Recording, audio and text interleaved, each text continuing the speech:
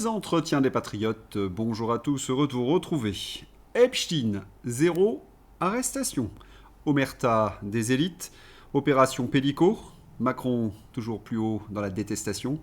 Avant de traiter ces informations et beaucoup d'autres, vous connaissez la coutume sur cette chaîne. Je commence toujours mon entretien par remercier ceux qui m'ont permis justement de le produire, car ils m'ont financé à l'aide des merci rémunérateurs.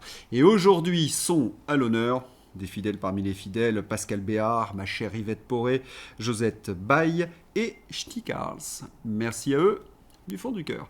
Et puis je tenais à vous remercier pour votre soutien incroyable. Oui, il faut aider la réinformation en ces temps de très graves menaces sur la liberté d'expression. Comment faire ? Oh, c'est simple, il suffit de lever le petit pouce, écrire de gentils messages, diffuser sur d'autres réseaux sociaux et puis surtout, n'oubliez pas d'activer votre cloche notification. Merci à tous. Salaire, retraite, quels seront les avantages d'Amélie de Montmachin à la présidence de la Cour des comptes ? Comment dire ? La servante de Soros et de Macron va bénéficier de privilèges extravagants jusqu'à la fin de ses jours à la Cour des comptes. Qu'a-t-elle accompli pour mériter une chose pareille ? Un début de réponse avec un rapport de la Cour des comptes. Le rapport de l'institution sur la situation des finances publiques est très sévère sur l'action de la future ex-ministre et ravive indirectement les soupçons de verrouillage. Tout le monde sait qu'elle est nulle et qu'elle a été placée là par Macron pour verrouiller l'institution. Oui, et les macronards ne s'en cachent même pas. Amélie de Montmachin va donc prendre aujourd'hui la présidence de la Cour des comptes.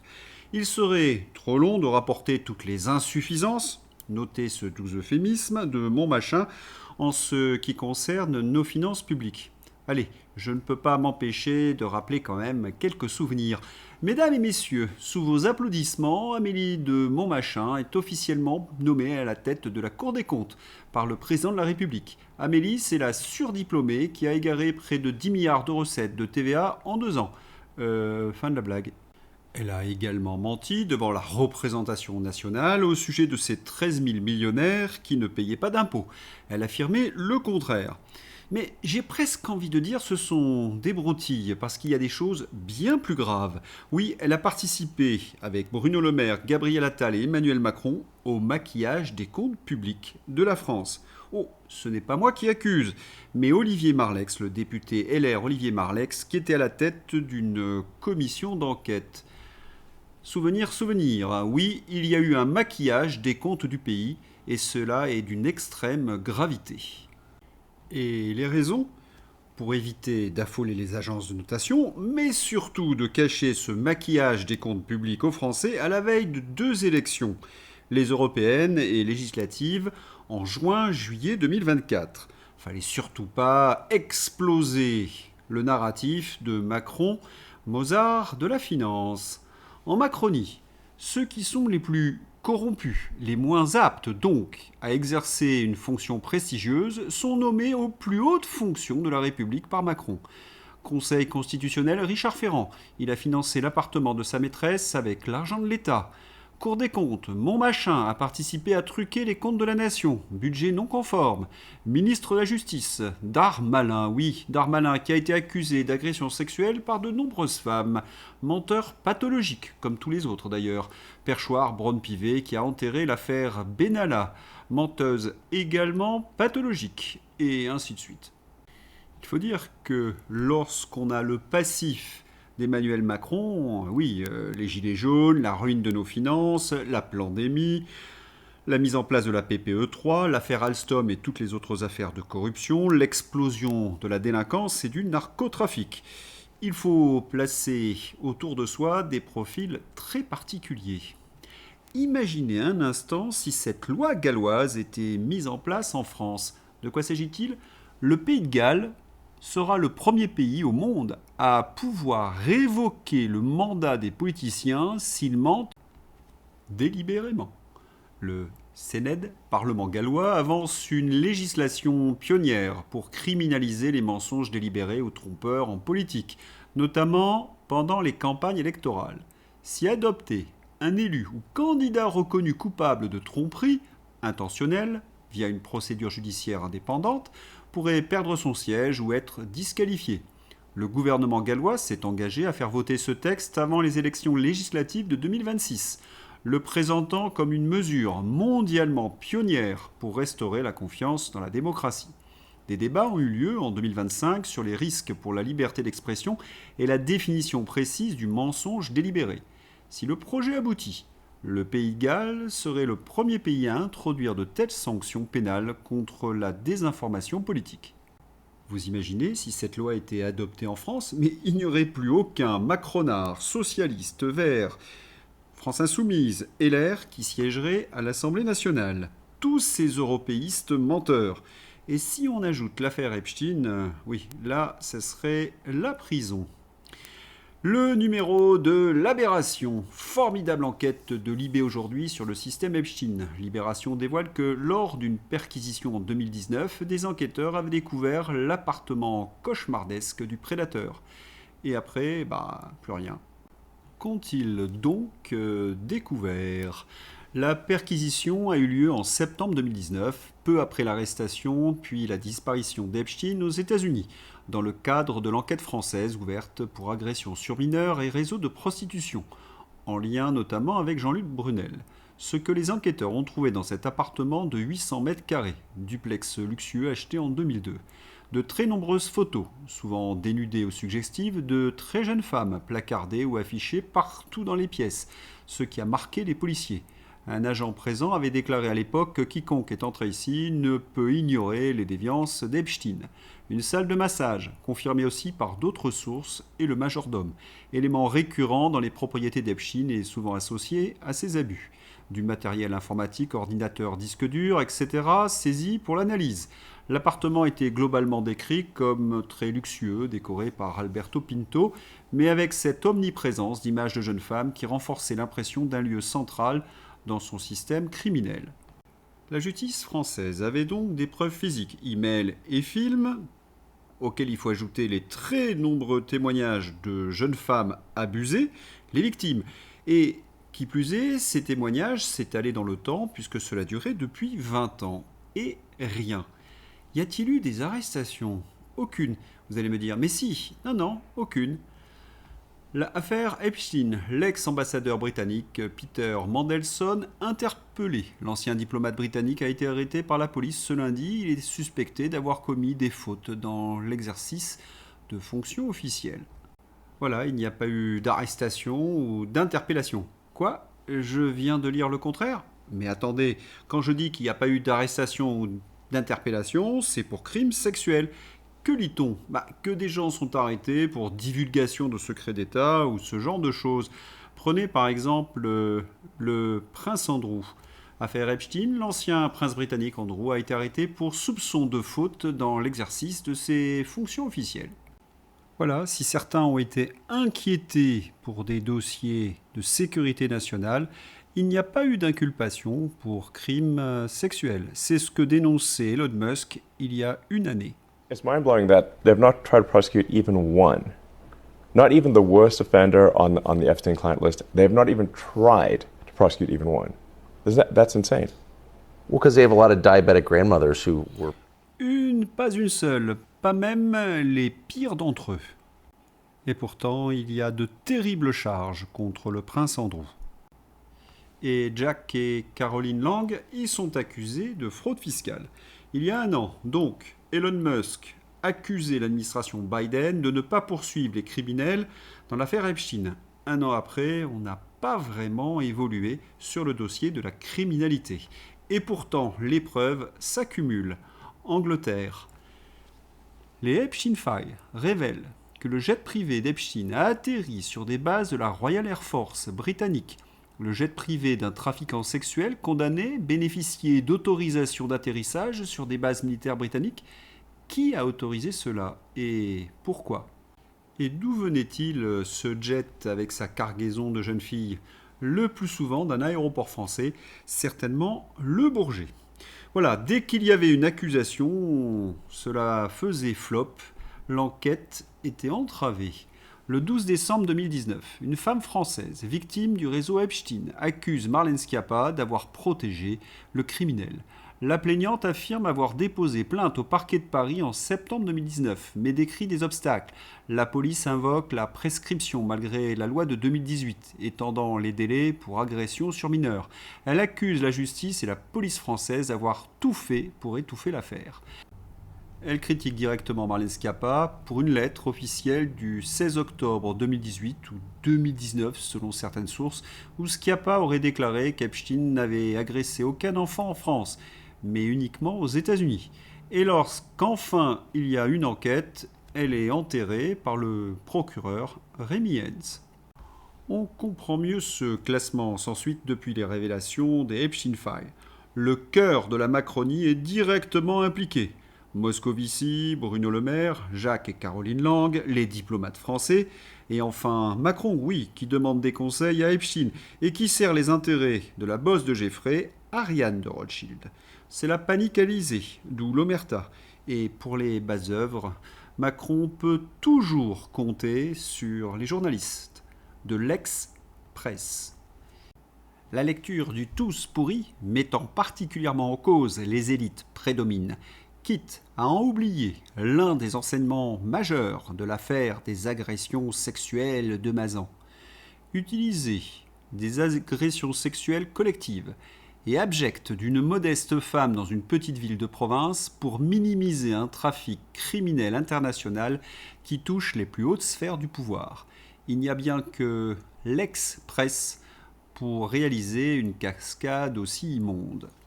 Il est vrai qu'utiliser l'image positive d'une victime, Gisèle Pellicot, pour tenter d'éteindre l'incendie Epstein. On en a parlé vendredi. Mais voilà, il y a du nouveau parce qu'on a l'impression que c'est un narratif international. Gisèle Pellicot, reçue à Londres par la reine Camilla. Vous ne rêvez pas. Alors que Buckingham est impliqué jusqu'au cou dans cette affaire Epstein, Charles et Camilla sont en train d'instrumentaliser Pellicot pour se refaire une vertu. Un peu comme les journalistes de l'Express. Et puis, je voudrais rappeler quelques faits curieux sur cette affaire Pellicot. Le mari est accusé d'avoir assassiné au moins 2 jeunes femmes. Il a été arrêté plusieurs fois et relâché jusqu'à son arrestation définitive. On a l'impression en France que c'est une coutume.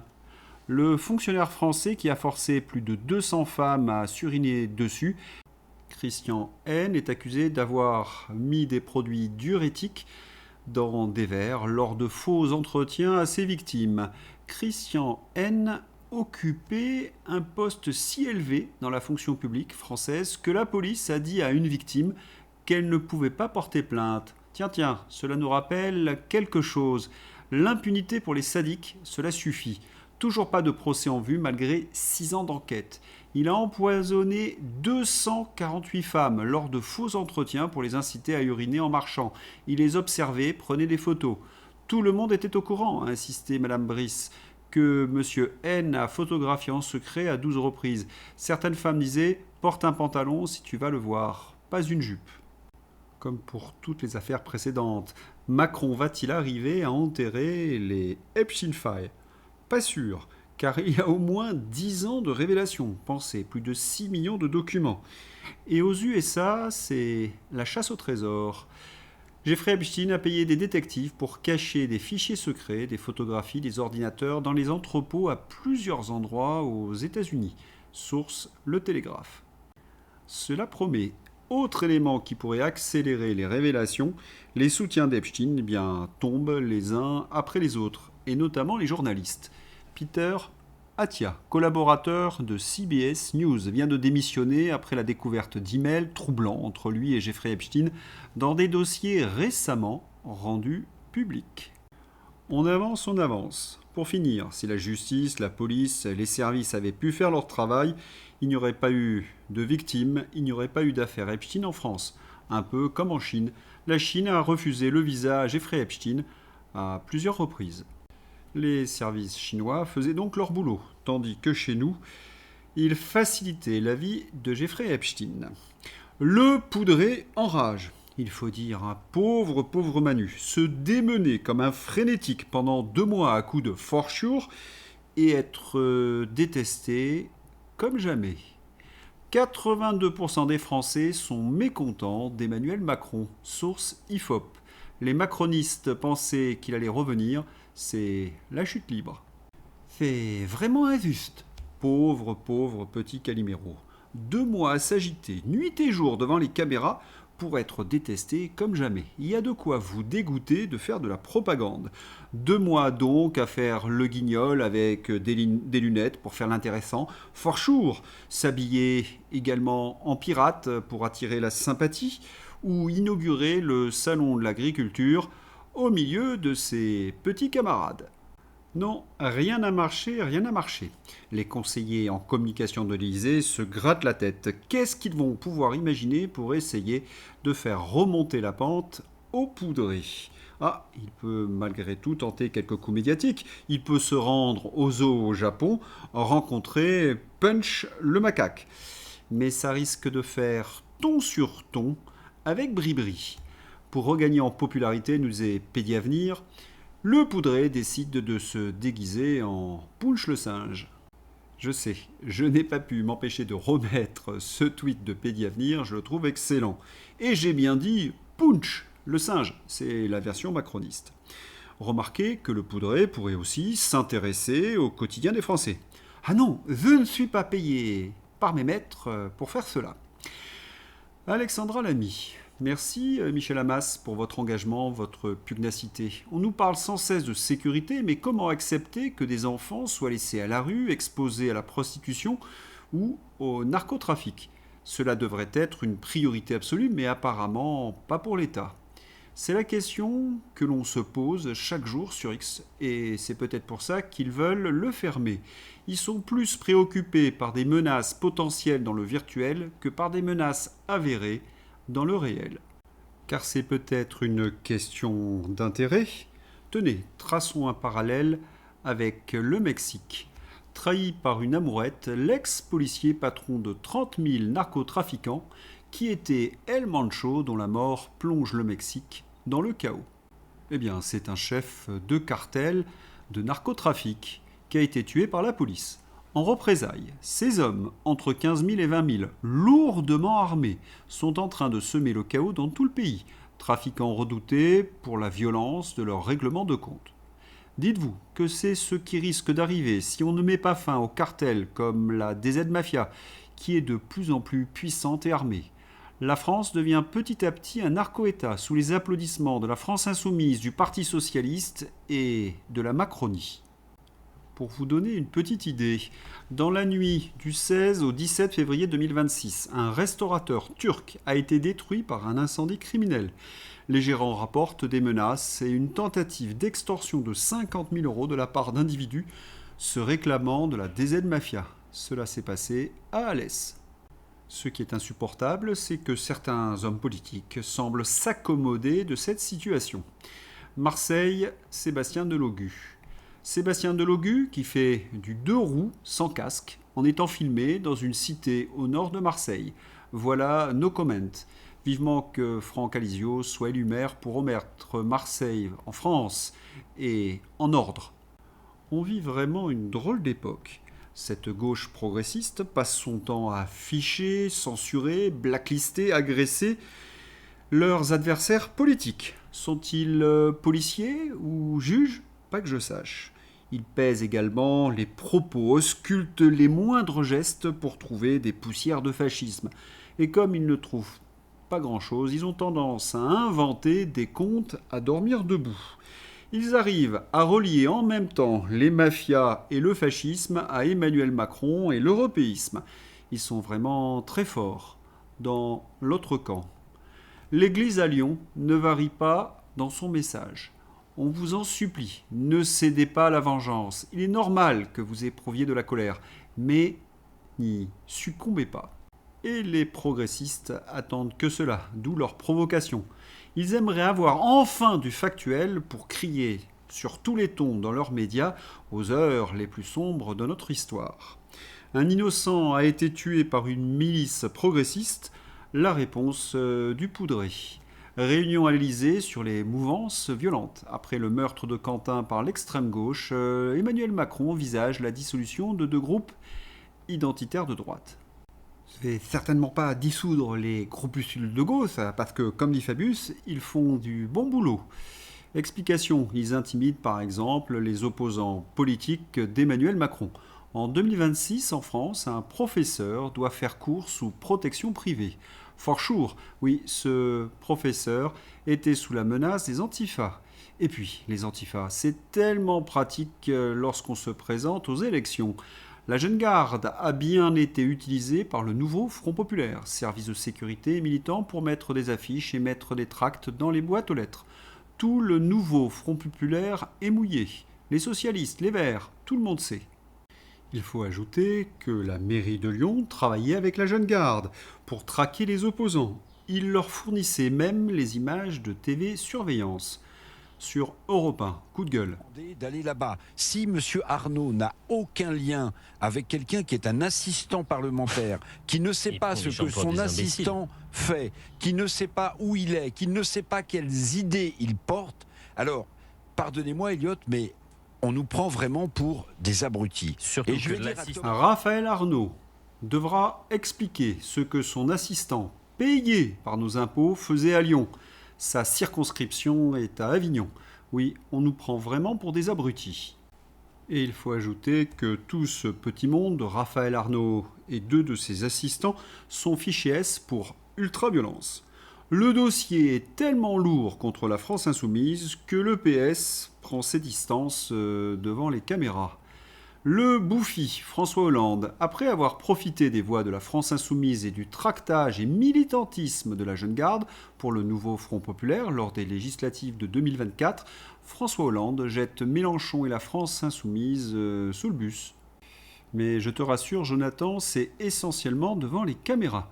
Quant à Gabriel Attal, il a la mémoire qui flanche. Gabriel Attal assure avoir combattu la France insoumise pendant les élections législatives de 2024. Juillet 2024, Gabriel Attal appelle à faire barrage au Rassemblement national, même avec un bulletin de la France insoumise. Ces gens sont le mensonge et le vice. Il faut les dégager définitivement. Pire, il y a eu des désistements quasi systématiques entre la France insoumise, le PS et les macronistes. Borne et Darmanin se sont fait élire grâce aux voix de la France insoumise. Poids.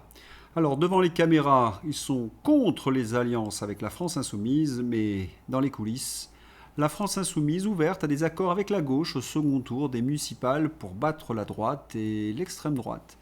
Ça parlait de trahison, ça hurlait à mort contre le Parti socialiste après le vote du budget. La France insoumise passe l'éponge pour des petits postes. Tous les partis politiques sont pourris jusqu'à la moelle. Pas étonnant que Macron leur marche dessus tranquillement et déroule son agenda. Y a-t-il quelque chose de plus pourri que ces partis politiques progressistes? Ah si, les journalistes qui servent les intérêts de ces partis politiques. Charles Aloncle met une petite fessée à Patrice Cohen.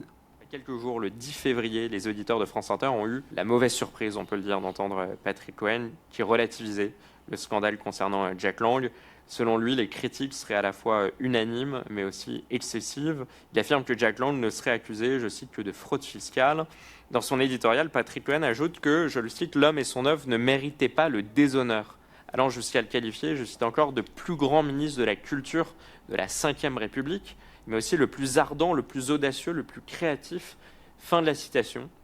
Jack Lang, manifestement, et on peut le comprendre, a été très satisfait par cet édito, puisqu'il a lui-même relayé cet éditorial de Patrick Cohen sur ses propres réseaux sociaux, sous le titre « Ombre et lumière ». Alors, je rappelle qu'au-delà des accusations de blanchiment d'argent et de détournement de fonds publics dont fait l'objet Jack Lang, il y a un email intitulé « Petit Prince » qui a été révélé sur le site du FBI, qui est particulièrement choquant. Il a été retrouvé dans les échanges entre Jeffrey Epstein et Jack Lang, et ce dernier lui écrit, je cite, « L'enfant doit-il être initié à la religion, à de nouvelles sexualités, testé, à quelle fréquence, test standardisé ?» Fin de la citation.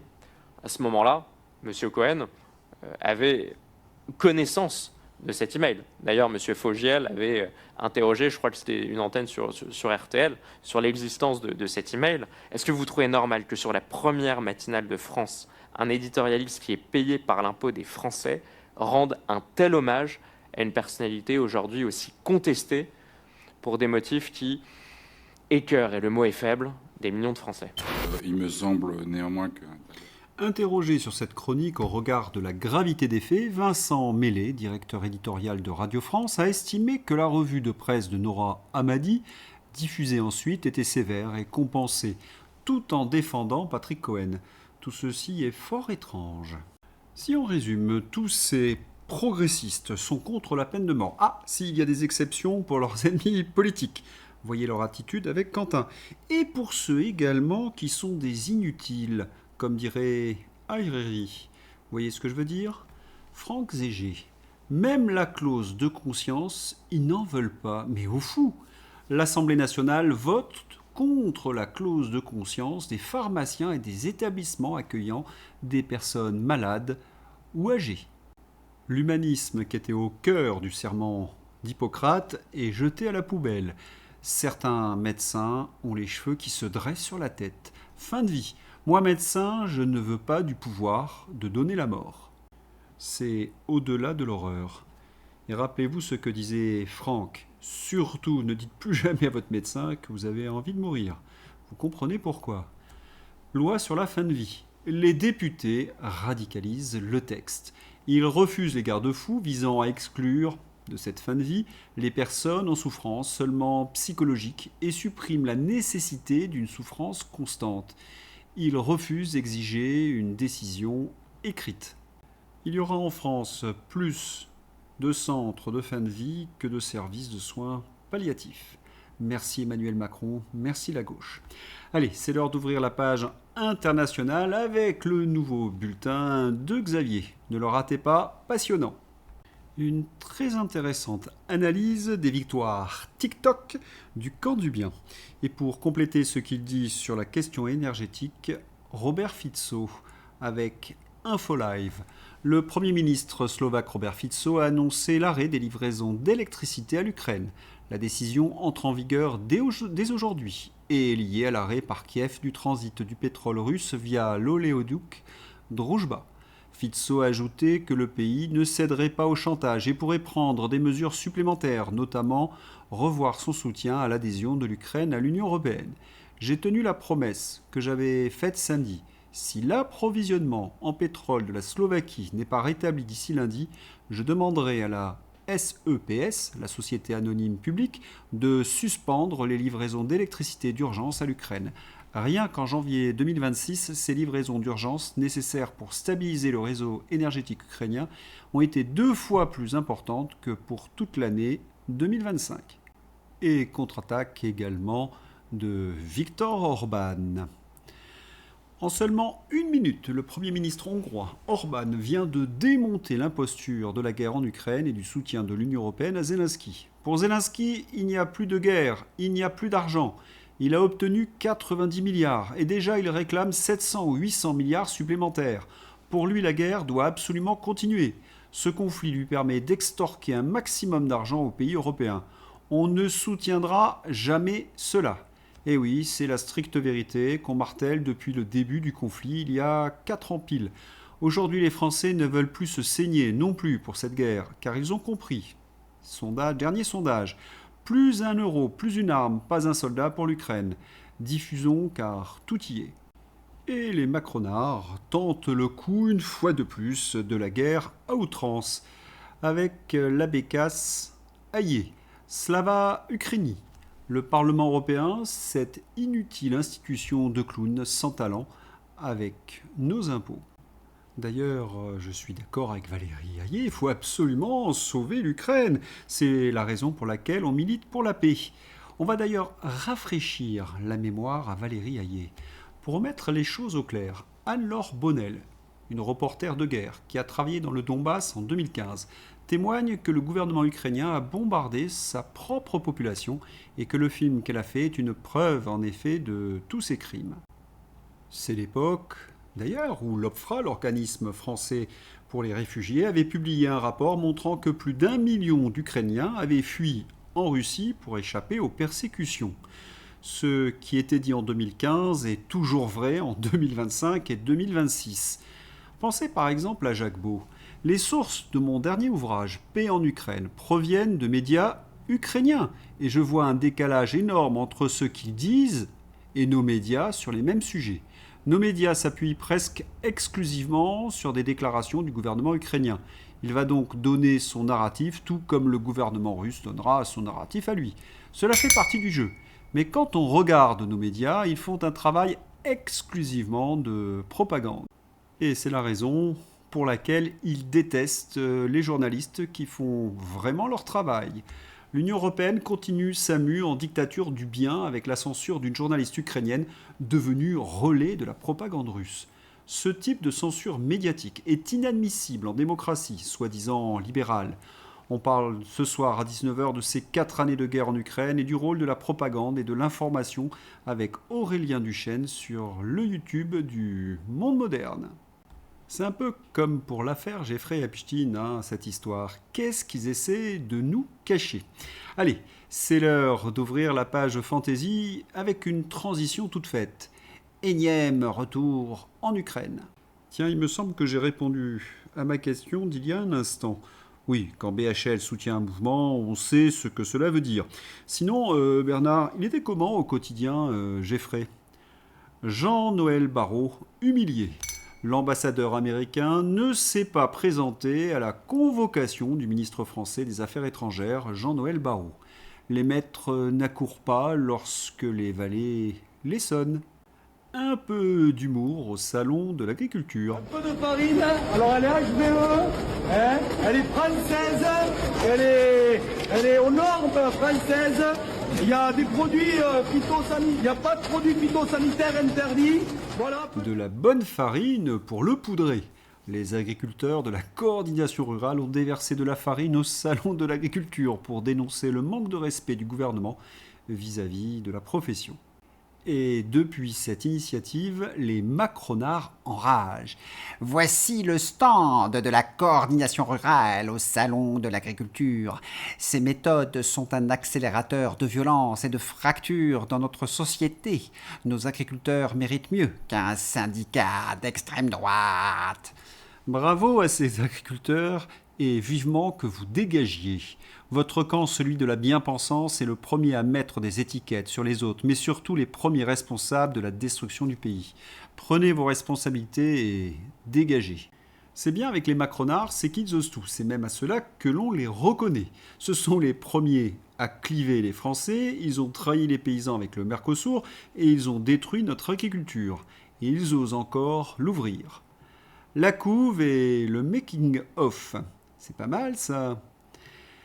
Interrogée à huis clos par la commission d'enquête parlementaire sur le sujet, la ministre a enterré cette mission confiée à Philippe Jost et jamais vraiment lancée. La mission de réorganisation du Louvre annoncée par Rachida Dati, officiellement abandonnée. Rien de nouveau, on sait que pour enterrer une affaire, il suffit d'ouvrir une instruction avec Rémi Hens, une commission parlementaire avec Braun-Pivet ou une commission avec Rachida Dati. La méthode est connue. Retour du boomerang. Exclusif. 4000 comédiens français alertent sur les dangers de l'intelligence artificielle et réclament une réglementation ambitieuse sur le sujet. Traduction, 4000 parasites vivant aux frais du contribuable demandent à l'État de tricher à nouveau en leur faveur en entravant leurs concurrents afin de maintenir leur rente personnelle aux frais des utilisateurs potentiels de l'intelligence artificielle. Eh oui, les Gérard Jugnot, les Franck Dubosc, à l'approche des Césars, 4000 comédiens dénoncent le pillage en règle du cinéma par l'intelligence artificielle. Le cinéma subventionné a raison d'avoir peur de l'intelligence artificielle, tellement il est nul. Bon débarras. Je voudrais quand même rappeler ce que c'était que la culture sous le général de Gaulle. Les subventions avaient un objectif, financer des œuvres de qualité et audacieuses que le privé n'aurait pas financées parce qu'il y aurait eu trop de risques. Et les progressistes ont transformé cela en finançant des navets affligeants pour véhiculer leur politiquement correct et surtout s'attacher des clientèles. C'est ça le socialisme, c'est transformer l'or de la culture en excrément. Fin de cette page fantasy, mais ouverture de la page des patriotes, avec un message de Philippe Murer. Nicolas Dupont-Aignan, Florian Philippot et moi-même sommes d'accord, nous devons absolument nous unir pour être à la hauteur de la popularité du Frexit. Nous le devons au pays, en avant toutes, à écouter absolument et à retweeter massivement. Je vous mets l'extrait dans ma description. Philippe de Villiers sera peut-être le fédérateur, on le souhaite. Même s'il n'y va pas, nous devons y aller, unis pour la France, que chacun fasse sa part. Très bon reportage de Mike Borowski. Voilà, c'est tout pour aujourd'hui. Je vous souhaite une excellente journée. À bientôt. Au revoir.